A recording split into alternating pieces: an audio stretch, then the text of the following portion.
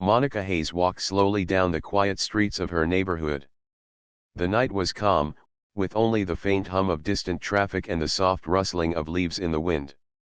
The street lights cast long shadows across the pavement, making everything look a little darker, a little more mysterious than it really was. She had just finished her late-night shift at the local diner, where she worked hard to earn a living. Her shift had been long, tiring, and at times frustrating, but she had managed to get through it with her usual quiet determination. She was used to working odd hours, and she had learned to navigate the night carefully, always aware of her surroundings. Monica had grown up in this neighborhood.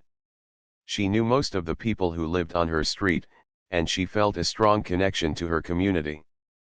But despite the familiarity, she couldn't shake the nervous feeling that sometimes crept into her mind when walking alone at night. There had been stories of petty thefts and occasional muggings, and she had learned to be cautious. Her purse was close to her side, and her keys were held tightly in her hand. She kept her phone easily accessible, just in case she needed it. Monica knew she had the right to defend herself, and she carried her legally registered handgun in her purse for protection. It was small, light, and easy to handle, and she had trained extensively in how to use it safely. As Monica approached the corner near the park, she noticed a police car slowly moving down the street. The headlights swept across the sidewalk, and for a moment, she felt exposed under their bright glare. The car stopped a short distance ahead, and a single officer got out. He moved with purpose, and Monica could sense the tension in the air. Officer James Caldwell was a seasoned veteran of the local police department. He had been on the force for over 15 years, and he was known for being strict, confident, and sometimes harsh. His experience in law enforcement had shaped him into someone who acted quickly, sometimes too quickly, without fully understanding every situation. Tonight, however, he was determined to patrol his sector thoroughly, ensuring that no suspicious activity went unnoticed. Caldwell's eyes landed on Monica as she walked toward him. She looked ordinary, just another woman walking home after work, but something about the way she moved, the late hour, and the fact that she was alone triggered a sense of suspicion in him. He called out for her to stop. Monica froze for a moment, her heart racing. She had encountered police before, and she knew that being stopped at night could be intimidating, even when you had done nothing wrong. She raised her hand slightly, signaling that she meant no harm, and answered politely. "Good evening, officer," Monica said, trying to keep her voice steady. "Is there a problem?" Caldwell stepped closer, his eyes narrowing. "Ma'am, what are you doing out here at this hour?" he demanded. "Where are you going?" Monica explained calmly that she was returning home from her job at the diner. She gave the name of the restaurant and the hours she worked. She spoke clearly and respectfully, hoping that the officer would see she was being truthful. But Caldwell's expression did not soften. He had been trained to suspect unusual behavior, and in his mind, a woman walking alone at night after work could be a potential threat. Despite her polite words, he moved a little closer, his hand hovering near his holster. Monica felt the tension in the air increase. She could sense that this encounter could escalate if she was not careful. She reached into her purse, not to threaten but to retrieve her wallet to show identification. At that moment, Caldwell's instincts took over. He interpreted her movement as reaching for a weapon. Fear and adrenaline surged through him, and without thinking twice, he drew his gun and fired. The sound of the shot echoed through the empty street, startling Monica and causing her to stumble backward. Shock coursed through Monica's body. Her training immediately kicked in, and she realized she had no choice but to protect herself. She pulled out her handgun from her purse, keeping her aim steady despite the rapid beating of her heart. Her mind raced, but she focused on survival. Officer Caldwell was not far from her, and he seemed unaware of how serious the situation had become. Monica fired back, aiming carefully to defend herself without causing unnecessary harm. The bullet struck Caldwell, and he fell to the ground, wounded. The street was filled with tension and chaos. Monica's hands shook as she assessed the situation. She had never wanted this to happen. She had never imagined that a simple walk home would turn into a life-threatening confrontation with a police officer. Her mind tried to process the sequence of events, how fear and misunderstanding had escalated so quickly into violence. She knew she needed to remain calm, both to protect herself and to avoid further danger.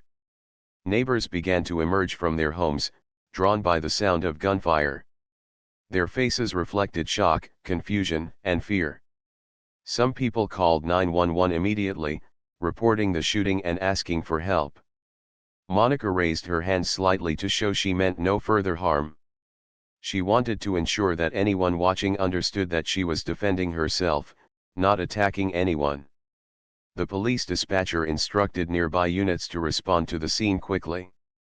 Monica stayed where she was, careful to remain visible and to follow instructions. Her training in handling dangerous situations helped her remain focused despite the adrenaline surging through her body. She kept an eye on Caldwell, making sure he did not move toward her in a threatening way, though he was injured. As the sirens approached, Monica's mind continued to race.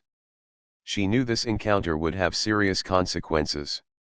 She had acted in self-defense, but she also understood that the situation would be scrutinized by the law, the media, and the public. She felt a mix of fear and determination, fear for her immediate safety and determination to ensure that the truth of what happened would be known. The first responders arrived within minutes.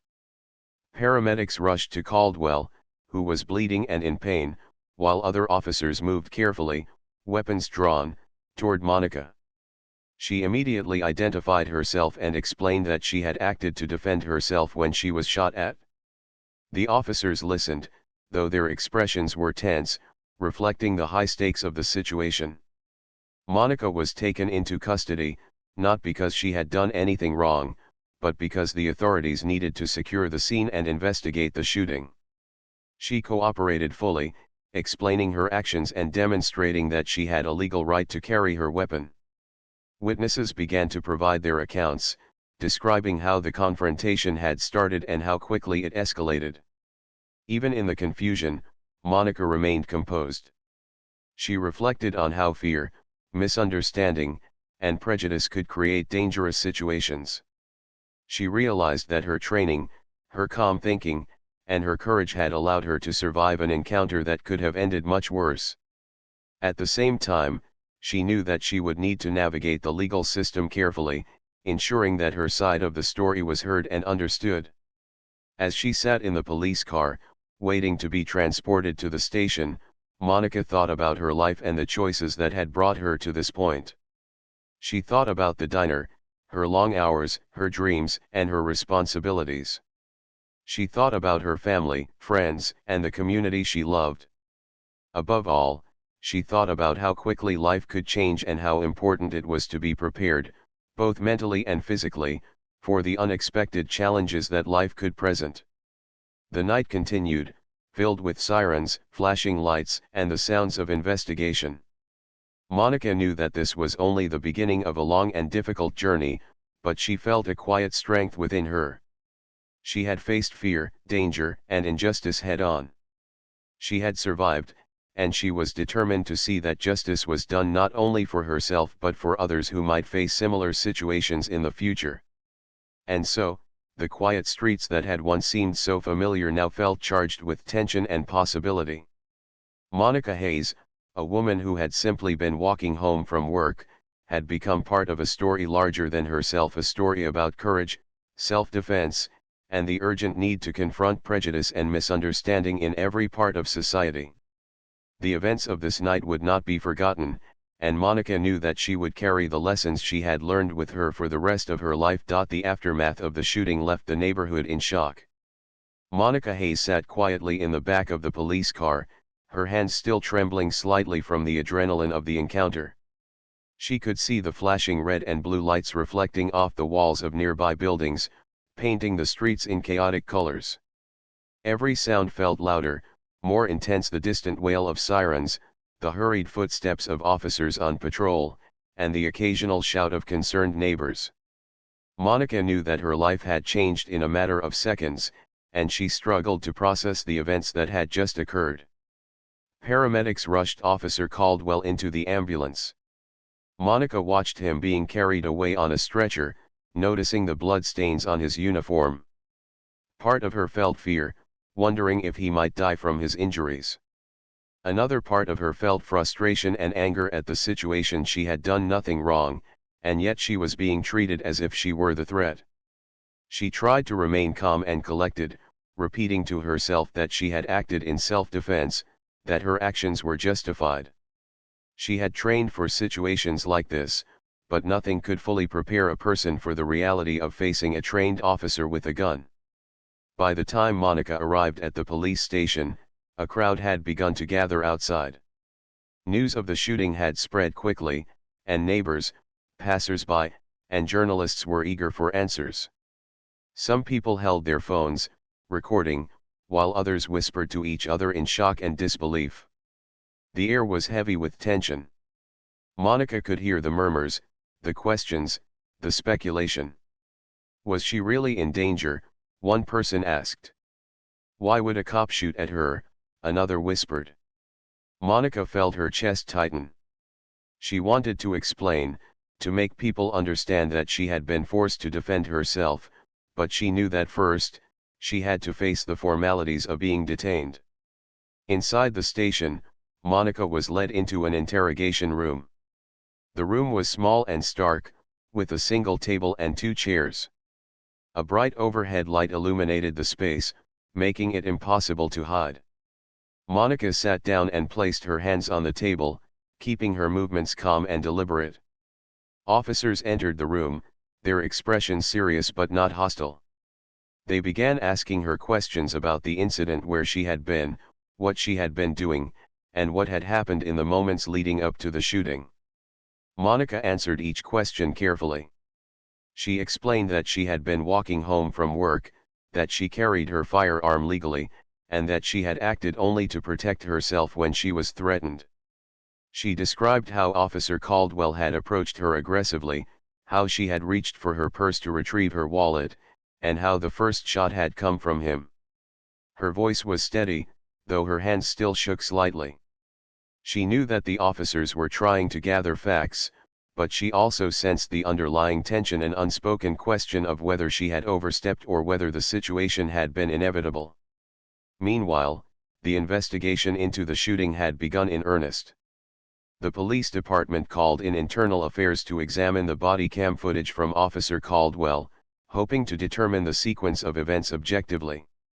As the footage was reviewed, it became clear that Monica had not been acting aggressively until she was fired upon.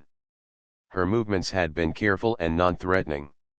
She had complied with verbal requests and had shown no signs of hostility. The footage revealed a stark contrast between her calm demeanor and the officer's quick escalation, showing how fear and prejudice could turn a routine encounter into a dangerous confrontation. News outlets soon picked up the story. The shooting made headlines, drawing attention not only to the specific incident but also to broader issues of racial profiling, police accountability, and the rights of citizens to defend themselves. Social media buzzed with discussions, debates, and opinions. Some people criticized Monica, questioning why she had been armed. Others defended her, praising her for maintaining composure and acting in self-defense under extreme pressure. The story became more than just a local incident. It sparked conversations across the country about race, safety, and justice. Monica's family and friends rallied around her. Her mother, father, and younger brother arrived at the station as soon as they could. Seeing their concern and worry, Monica felt a mix of comfort and guilt. She wanted to reassure them, to tell them that she was fine and that everything would work out, but she also knew that the legal process ahead would be long and challenging. Her friends offered support, reminding her that she had done what was necessary to survive, and that her courage in the face of danger was something to be proud of. At the same time, Monica began to understand the complexity of the situation she was in. The police officer she had shot was still alive but injured, and she knew that there would be scrutiny from all sides: law enforcement, the media, the community, and the legal system. Every decision she made in the coming hours and days could affect the outcome of the case. She needed a lawyer, someone who could advocate for her rights and explain the truth of her actions to the authorities and the public. She contacted a local attorney, a woman known for her expertise in civil rights and self-defense cases. The attorney, Linda Carter, arrived at the station quickly, her presence calm and reassuring. She listened carefully as Monica recounted the events, asking clarifying questions and taking detailed notes. Linda understood immediately that Monica had acted under duress and in self-defense. She assured Monica that they would fight to ensure her actions were recognized as justified, and that she would not face punishment for protecting her own life.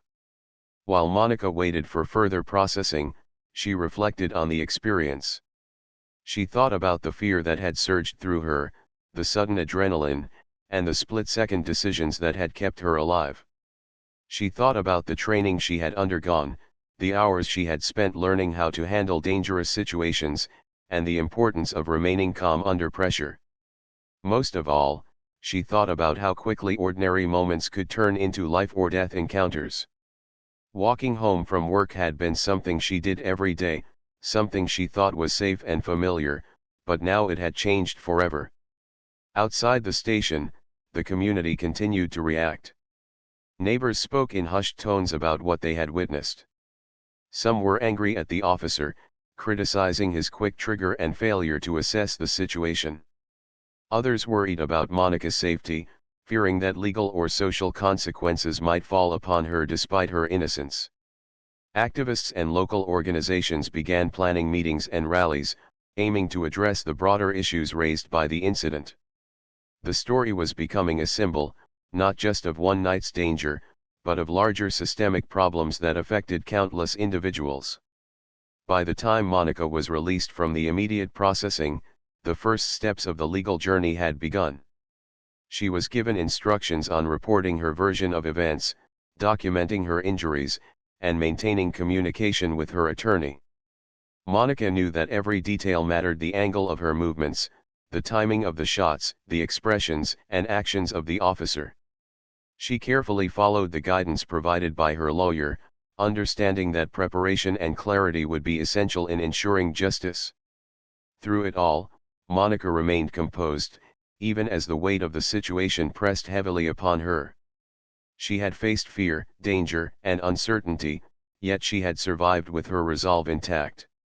She thought about the people who had come to support her, the witnesses who had seen the truth, and the legal advocates who would fight for her rights. She understood that this experience, though terrifying, was also an opportunity to highlight the importance of fairness, understanding, and accountability in the justice system. As night turned toward morning, Monica finally returned to her small apartment, exhausted but determined. She reflected on the events of the previous hours, knowing that the journey ahead would not be easy.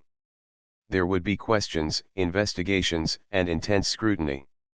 There would be debates and opinions, both supportive and critical. But she also knew that she had acted courageously, that she had defended herself when faced with an immediate threat, and that she had the right to stand her ground. Sitting quietly in her living room, Monica took a deep breath and allowed herself a moment of calm. She knew the road ahead would be filled with challenges, but she also knew that she was not alone. Friends, family, and advocates would support her, and the truth of her actions would eventually be revealed. Most importantly, Monica understood that her experience could serve as a lesson for others, highlighting the importance of preparedness, courage, and self-respect in the face of danger. And so, as the first rays of sunlight began to peek through the windows, Monica Hayes prepared herself for the next steps in the journey, steps that would not only define her own future but also contribute to the larger conversation about justice, safety, and equality in her community and beyond. The days that followed the shooting were intense for Monica Hayes. She tried to maintain her normal routine, but it was impossible. Her phone rang constantly with calls from reporters, concerned friends, and family members checking on her well-being. Social media was flooded with her name, with people discussing the incident from all angles. Some praised her courage, some criticized her actions, and some simply wanted to know the details. The constant attention was overwhelming, but Monica knew she had to stay focused. She had survived a life-threatening encounter, and now she had to make sure that justice was served. Monica met with her lawyer, Linda Carter, every day. They reviewed the police report, examined statements from witnesses, and watched the body cam footage together. The video made it clear that Monica had acted in self-defense. She had not threatened the officer, and she had only drawn her gun after being fired upon. Linda explained to Monica that the challenge now would be to convince the police department, prosecutors, and the public that her actions were justified. "We have the evidence," Linda said firmly. "Now we just need to make sure the story is told correctly." Meanwhile, Officer Caldwell was recovering in the hospital. His injuries were serious but not life-threatening. Monica had no desire to hurt him personally. Her only goal had been to protect herself, but she understood that the officer's reputation and career were also at stake. She wondered how he was feeling, whether he was reflecting on what had happened, and whether he would acknowledge the role his own decisions had played in the incident. The hospital was surrounded by police officers, and news reporters waited outside, hoping to capture a statement. Caldwell remained silent, letting the legal process handle the situation. The investigation expanded rapidly. Internal affairs, independent investigators, and legal experts all began reviewing the facts. Every detail mattered: the positioning of the two individuals, the timing of the shots, the environment, and even the way Monica had moved her hands. Witnesses came forward to describe what they had seen: neighbors who had walked by, people who had been driving past the street, and even those who had been inside their homes and heard the shots. Everyone's statements were carefully documented, providing a clear picture of how quickly the situation had escalated. Monica also found herself facing media attention. She had never wanted fame, and she certainly did not want to be at the center of a national story. Yet reporters called her constantly, some asking invasive questions, others trying to sensationalize the story. Monica learned to be careful with her words. She would answer the truth but avoid speculation or exaggeration. She wanted the public to understand that she had acted in fear for her life, that she had trained for self-defense, and that she had been forced into a situation that no one should ever experience. Her friends and family were a source of comfort during this time. They helped her navigate interviews, accompanied her to legal meetings, and simply offered emotional support. Monica's mother, especially, was by her side constantly. She reminded Monica that she had the right to protect herself and that her courage had saved her life. Her younger brother, who had always looked up to her, expressed pride in her composure under pressure. These moments of love and support reminded Monica that she was not alone, even in the most difficult circumstances. As the days passed, Monica began to reflect more deeply on the incident. She thought about the fear that had overtaken both her and Officer Caldwell, and how quickly assumptions and misunderstandings could turn dangerous. She realized that the situation had not only been a personal challenge but also a reflection of broader societal issues. Prejudice, fear, and split-second decisions could create deadly consequences, and Monica felt a responsibility to use her experience to raise awareness. At the same time, Monica struggled with feelings of guilt. Even though she knew she had acted in self-defense, the knowledge that a human being had been injured weighed heavily on her mind. She did not want anyone to get hurt, and the thought of Caldwell lying in a hospital bed reminded her of the seriousness of the situation.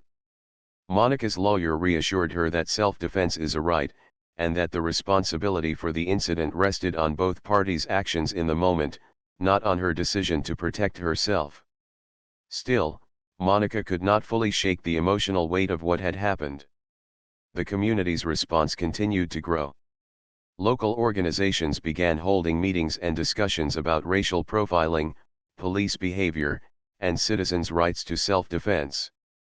Activists invited Monica to speak at several forums, asking her to share her story and help educate others about how to handle dangerous situations safely.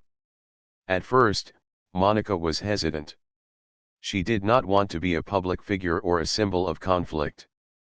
But eventually, she agreed, understanding that her experience could help prevent similar incidents in the future. The police department also faced questions from the public. Citizens demanded transparency and accountability, wanting to know why an officer had fired at a civilian without first assessing the situation. Police officials assured the public that an internal review was ongoing, promising that the facts would determine the outcome. Social media posts, news stories, and community meetings all pressed for answers. Monica's case had become part of a larger conversation about trust between law enforcement and the communities they serve. Monica began preparing for what could come next. She and Linda Carter worked on statements, legal documents, and strategies for defending her rights. They discussed how to present the facts clearly, how to demonstrate that Monica's actions were measured and necessary, and how to ensure that public opinion was informed by truth rather than rumor or fear. Monica learned that being prepared, calm, and thorough was just as important outside of immediate danger as it had been during the shooting itself. Despite the stress, Monica continued to focus on small parts of her life. She returned to her part-time job at the diner, careful to maintain routine and stability. She spent time with friends, enjoying simple moments that reminded her of the life she had before the incident.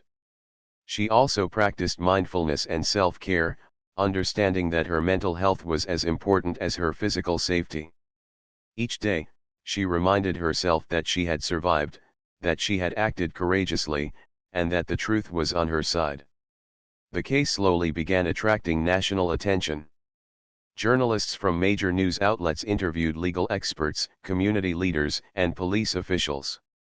Stories highlighted Monica's courage, the split-second nature of the incident, and the broader issues of race and safety. Public opinion was divided, but many people expressed support for Monica, recognizing that she had been forced to defend herself in an unpredictable, dangerous situation. Online discussions debated the importance of self-defense, the role of police training, and the impact of bias in law enforcement. Through it all, Monica remained determined. She focused on the facts, on truth, and on ensuring that her side of the story was heard accurately. She had no desire for conflict, but she understood that standing up for herself meant facing scrutiny, criticism, and even misunderstanding. She accepted this as part of the journey, knowing that her integrity, honesty, and courage would ultimately define the outcome. As part 3 of her story unfolded, Monica began to see that her experience had a purpose beyond her own survival. She realized that her actions could inspire others, teach communities about safety and awareness, and challenge systems that allowed fear and prejudice to escalate into danger. She felt a quiet pride, not arrogance, but a recognition that she had faced fear, danger, and uncertainty with bravery and clarity. And so, Monica Hayes continued to navigate the complexities of her situation. The investigation continued, legal strategies were planned, and public attention remained high. Yet through it all, Monica focused on what she could control: her actions, her words, and her integrity. She knew that the days ahead would be challenging, but she was ready to face them, armed not only with her courage but with the unwavering belief that truth, justice, and careful preparation could guide her through even the most frightening circumstances. As the investigation progressed, Monica Hayes found herself at the center of a whirlwind that seemed impossible to escape. Every day brought new developments, new calls from journalists, and new requests from investigators and lawyers. Even though she had learned to navigate this sudden spotlight in Part 3, the intensity of Part 4's unfolding events tested her patience and courage in ways she had not imagined. Monica spent most of her days in meetings with Linda Carter.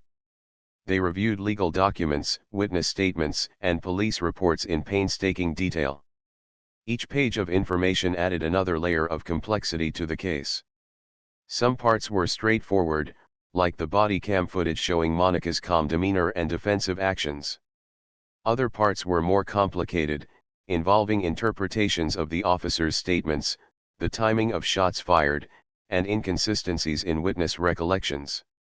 Linda reminded Monica that even small details could make a huge difference, emphasizing that careful preparation was the key to defending herself effectively. The police department also continued their internal review. Officers were interviewed, supervisors were questioned, and policies were examined. Monica learned that the department was taking her case seriously, partly because it had already drawn national attention.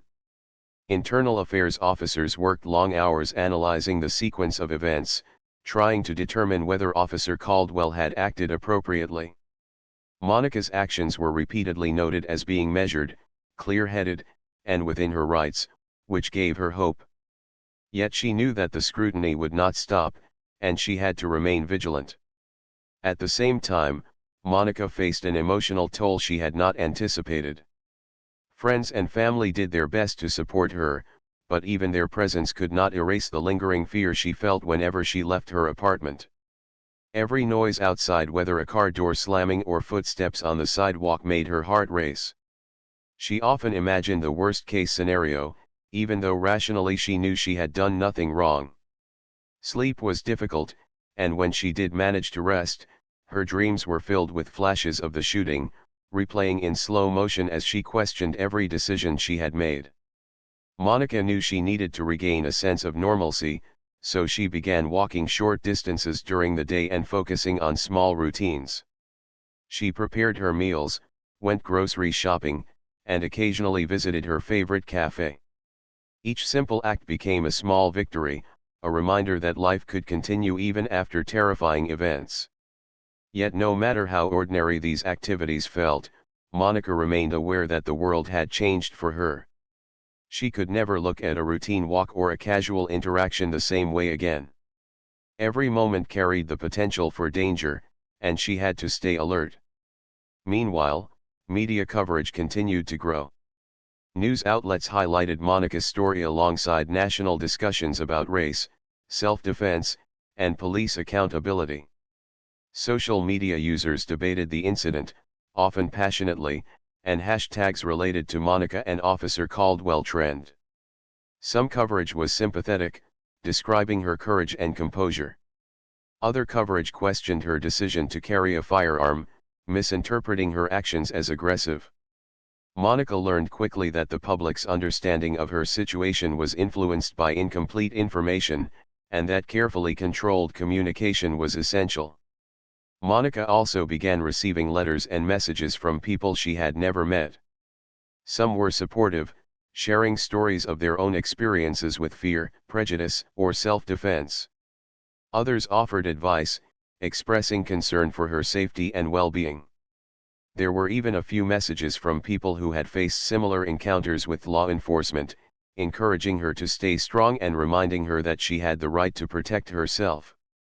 These messages, though sometimes overwhelming, gave Monica strength. They reminded her that she was not alone, and that many people understood what she had endured. In the middle of this chaos, Monica had to attend a formal hearing at the police department. She felt a mixture of anxiety and determination as she prepared her statements. Linda guided her carefully, ensuring that Monica would present the facts clearly, without emotion clouding the narrative. When the day arrived, Monica entered the hearing room with steady steps, her heart pounding but her mind focused. She recounted the events calmly and logically, explaining how Officer Caldwell had approached her aggressively, how she had tried to remain non-threatening, and how she had only drawn her firearm after being shot at. The hearing officers listened intently, occasionally asking clarifying questions. Monica responded honestly, providing details that only someone who had experienced the event firsthand could know. She described her fear, her thought process, and her commitment to safety. Her demeanor was calm, professional, and controlled, qualities that contrasted sharply with the chaotic moment of the shooting. By the end of the session, it was clear to the officers that Monica had acted responsibly and within her rights. Still, they emphasized that their review would continue and that no conclusions could be drawn until all evidence had been thoroughly examined. While the legal and investigative processes moved forward, Monica began reflecting on the broader implications of her experience. She realized that her situation was not just about her own survival, but also about shining a light on systemic issues that affected many people. She thought about the fear that had fueled the officers' actions, the assumptions based on race, and the societal pressures that made confrontations like this more likely. Monica understood that her story could help educate others, encourage dialogue, and perhaps prevent similar incidents from happening in the future. At home, Monica started to write a personal journal. She documented every memory of that day, every feeling, every detail she could recall. Writing became a way to process her emotions, a method to release fear, anger, and uncertainty. She also used it to plan how she would communicate with the public, her lawyer, and potential supporters. By putting her thoughts into words, Monica felt more in control of the situation, turning a terrifying experience into something she could understand, analyze, and manage. Community support continued to grow. Local leaders and activists reached out to Monica, inviting her to participate in forums, discussions, and educational events. Monica was hesitant at first. She did not want to be the center of attention, but she began to see the value in sharing her experience. She realized that speaking about the event could help others understand the importance of self-defense, the dangers of bias, and the need for better communication between police and the community. With Linda's guidance, Monica prepared statements and practiced public speaking, focusing on clarity, honesty, and calmness. As Part 4 progressed, Monica also faced personal challenges. The stress of constant attention, legal proceedings, and media scrutiny took a toll on her physical health. She experienced tension headaches, fatigue, and occasional dizziness. She realized she needed to take care of her body as well as her mind. She began exercising lightly, meditating, and paying attention to nutrition and sleep. Each small step helped her regain energy, focus, and resilience. Monica understood that self-care was not a luxury, it was a necessity if she wanted to continue navigating the challenges ahead. Despite the pressure, Monica felt a growing sense of empowerment. She had survived a dangerous encounter, faced scrutiny from authorities and the public, and remained composed throughout the chaos. She had legal support, community backing, and personal determination on her side. Monica began to understand that her experience had transformed her, giving her a perspective on courage, fairness, and resilience that few people ever truly gain. The days turned into weeks, and the investigation reached a critical point. Internal Affairs completed their review of Officer Caldwell's actions, and the findings indicated that he had escalated the situation too quickly and had failed to assess the threat properly. The report highlighted Monica's professionalism, her calm demeanor, and her justified response. It became clear that she had done everything right in a situation that could have ended tragically. Monica felt a mixture of relief and validation, knowing that her actions had been recognized and that the truth was being acknowledged. At the same time, Monica continued to prepare for public statements, media interviews, and educational events. She focused on conveying her experience accurately, emphasizing the importance of self-defense, personal responsibility, and awareness. She also highlighted the broader social issues raised by the incident, including the dangers of bias, the need for police accountability, and the importance of community dialogue. Monica's story became more than just a personal experience, it became a lesson, a cautionary tale, and a source of inspiration for others. By the end of Part 4, Monica Hayes had grown in ways she had never anticipated. She had faced danger, fear, and uncertainty, yet she had remained strong, composed, and courageous. She had navigated legal procedures, media scrutiny, and community attention, all while maintaining her integrity and focus. Monica understood that the road ahead would still present challenges, but she had gained confidence, knowledge, and resilience that would guide her through whatever came next. As the final weeks of the investigation unfolded, Monica Hayes felt a strange mixture of relief and tension. Relief because the facts of the incident were becoming clear, and tension because the final outcomes would decide her future and, to some extent, how her story would be remembered. The world seemed to watch her every move, yet Monica had learned through parts 1 to 4 how to navigate this pressure with calm and clarity. Now, she would face the ultimate test, seeing justice fully acknowledged and her life gradually returning to a sense of normalcy. Monica's lawyer, Linda Carter, was confident but cautious. "This is the final stage," she said one morning as they sat together in a small, sunlit office. "The investigation has provided a clear picture of what happened. Now it's up to the authorities to take appropriate action. You've done everything right, Monica. Stay focused, stay honest, and stay calm." Monica nodded, feeling a sense of trust in Linda that had grown steadily over the past month. With Linda by her side, she felt she could face anything, even the public, the media, and the lingering scrutiny. The Internal Affairs Department completed their report and forwarded it to the city prosecutor. The report clearly stated that Monica had acted in self-defense.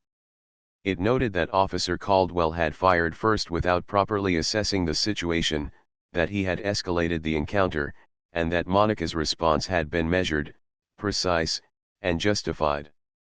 The findings were thorough, leaving little room for misinterpretation. Monica read the report carefully, line by line, feeling a wave of relief. The truth was finally documented, and it vindicated her actions. But even with the report in her favor, Monica knew that public perception could be unpredictable. The media had followed her story closely, and social media posts still circulated, some supportive and others critical. Monica realized that her words, demeanor, and actions in the coming days would matter just as much as the official documents. She prepared herself mentally to speak to journalists, community members, and even officials who might question her decisions. She wanted to ensure that her story was told accurately and that no one would misrepresent her courage as aggression. Monica also felt a personal need to reflect on what had happened. She took quiet walks in the early morning, the streets nearly empty, allowing herself time to process the months of chaos and fear.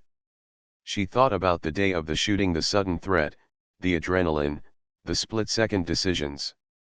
She thought about Officer Caldwell, his fear, and his mistakes, but she also thought about her own strength, her ability to stay calm, and the courage it had taken to survive. For the first time, she began to feel a sense of closure, not because the events were over, but because she had survived them with integrity. Community support remained strong. Leaders, activists, and concerned citizens organized meetings and forums to discuss Monica's experience and its broader implications. Monica participated in these events, speaking openly about fear, bias, and self-defense. She shared lessons she had learned, the importance of awareness, the value of training, and the necessity of calmness in dangerous situations. She also encouraged dialogue between communities and law enforcement, hoping that better understanding could prevent future conflicts. Her voice, once hesitant and cautious, had grown firm and confident, resonating with people from all walks of life. At the same time, Monica had to navigate her personal emotions. The trauma of being shot at and forced to defend herself left traces of fear that were difficult to erase. She occasionally flinched at sudden noises, and her dreams sometimes replayed the shooting in vivid detail. Monica addressed these challenges through therapy, journaling, and meditation. She reminded herself that healing was a process, and that acknowledging fear did not make her weak, it made her human. Each small step toward emotional recovery strengthened her resilience, giving her more control over her life than she had felt in months. The day of the official press conference arrived.